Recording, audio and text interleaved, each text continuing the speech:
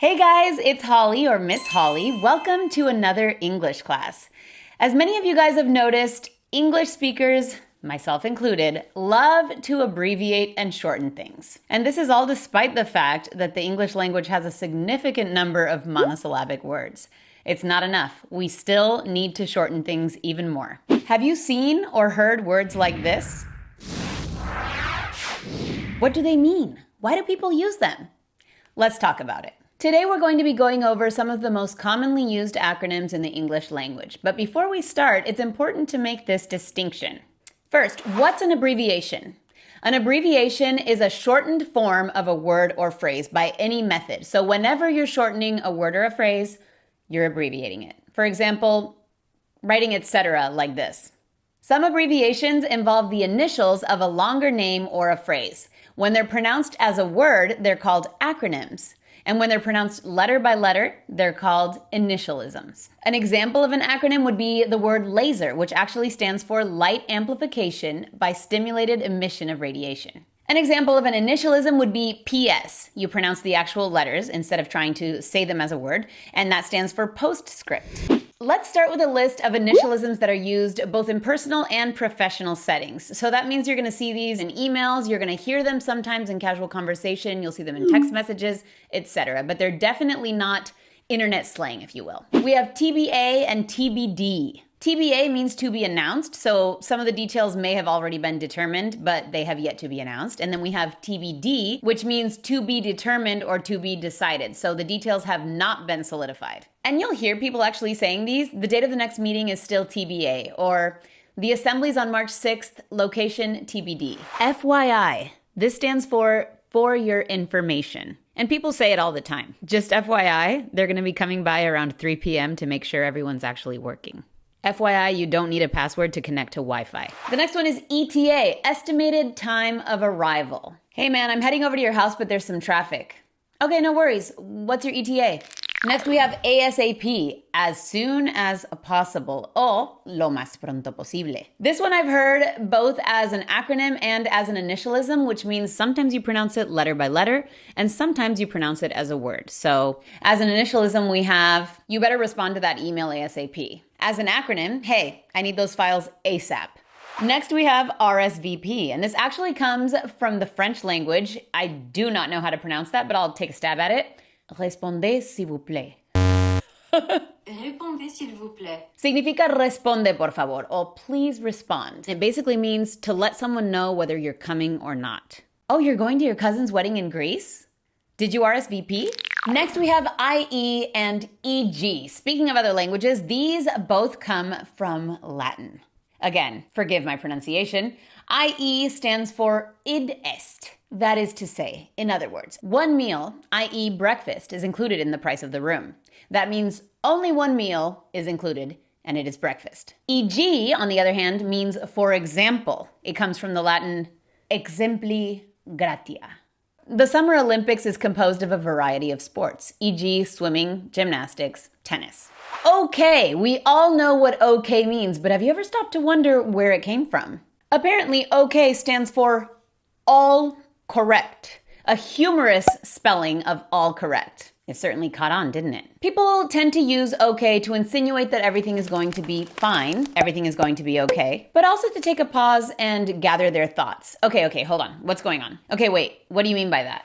FAQ stands for frequently asked questions. You'll find this often in websites, user manuals, and such. You'll find the answer to that question in our FAQs. Next we have AKA, also known as, or in Spanish, también conocido como. Voldemort, aka he who must not be named, is one of the most evil villains of all time. Aubrey Drake Graham, aka Drake, is a pretty popular Canadian rapper. OBO, or best offer. When a seller includes OBO in an ad, it basically means he'll take less than his asking price. He's willing to negotiate. Like new, $5,000 or best offer. Next we have Brb, Be Right Back, ahora vuelvo. It's often used in chats and text messages as a quick way to let people know that you will be leaving but will soon return. Sometimes you actually hear people say this in conversation. I have to take this call, BRB. But it's really not saving you any time because saying be right back is just as quick, so it's not that common to hear it. For texting though, It can be quite helpful. Next we have TTYL. Talk to you later. Hablo contigo más tarde o nos hablamos después. Again, you usually see this written in text messages or emails, but I actually have heard a few people say, okay, gotta go, TTYL. Next we have DIY. Do it yourself o hazlo tú mismo. This has definitely become more popular in the last 15 years with the rise of DIYs on YouTube. Thank you, that's how I got started here. This looks like a DIY plumbing job to me.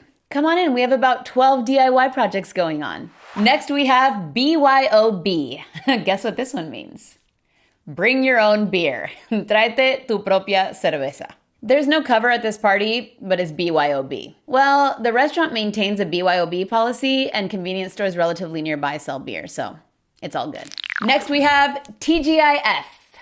I've actually heard people say this. It means thank God it's Friday. Gracias a Dios es viernes. Oh, I've had a stressful week. TGIF. I'm feeling good today. TGIF. Now let's talk about some acronyms. Again, these are abbreviations that are formed by the initials of a longer word or phrase that are pronounced as words. We have NASA, which stands for National Aeronautics and Space Administration. We all watched in awe as the NASA engineer explained how a launch works. We have POTUS. Do you know what this means? President of the United States. I always thought that one was kind of funny. The POTUS will be addressing the nation this afternoon. PIN.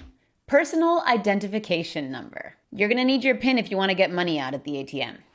Radar, radio detection and ranging. The police used radar to catch them speeding. This one's another one of my favorites. Scuba. Do you know what that stands for? Self-contained underwater breathing apparatus. We gathered our scuba gear and dove into the Atlantic. AWOL. Absent without leave. This is commonly used with the verb to go, but it's not necessary. Let's hear some examples. 2 soldiers had gone AWOL the night before. Despite being team captain, Daniel went AWOL mid-season and never came back. People who were away for more than 30 days and came back voluntarily may still be considered AWOL. Let's get into some acronyms that are a little bit more modern, shall we say. They involve technology, and a lot of us use them all the time but don't necessarily know what they stand for. We have GIF. I think it's GIF. Do you say GIF or GIF? There's a debate about that online. Graphics Interchange Format is what it stands for. She sent me a GIF of a dancing cat. JPEG, Joint Photographic Experts Group. Can you send me that photo as a JPEG? RAM, Random Access Memory. How much RAM does your computer have? The GOAT. Have you guys ever heard this one? The greatest of all time. Michael Jordan, hands down, will always be the GOAT. Now we're really getting into the words that millennials and especially Gen Z use frequently on Twitter and texting, etc. I had not heard of half of these before 2012, and I'm pretty sure a lot of them didn't even exist. So we've got YOLO, you only live once. Just go on the trip, dude. YOLO.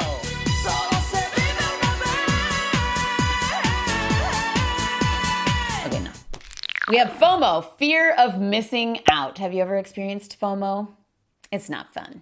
I'm only going to the concert to avoid a major case of FOMO. By the way, don't let FOMO run your life.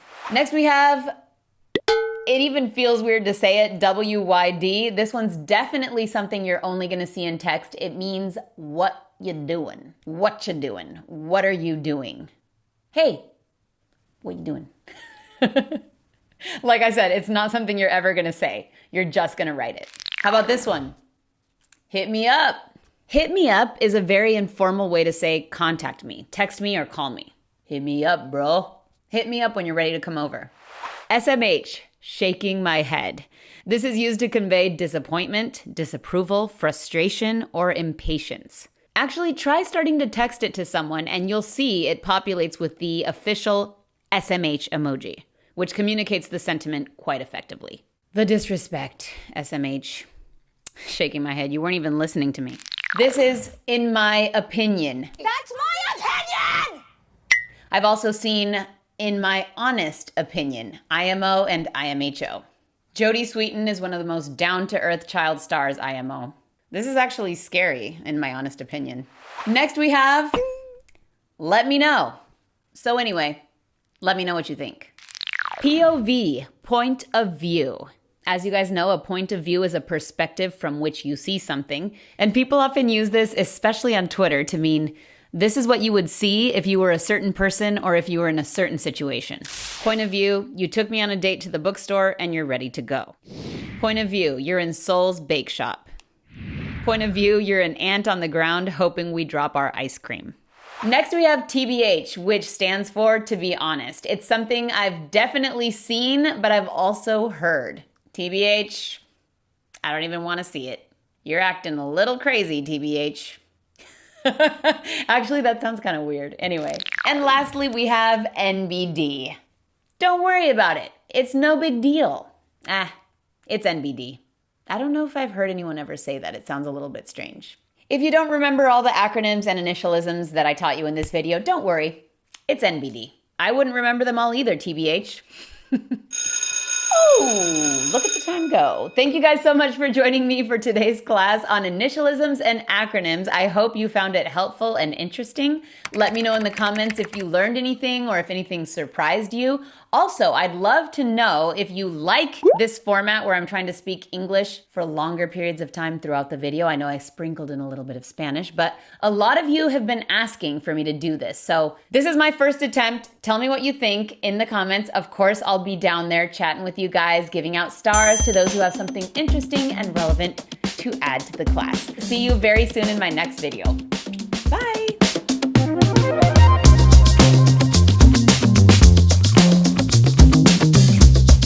To begin, we have NASA. This stands for the National Aeronautics and Space Association. Oh, administration.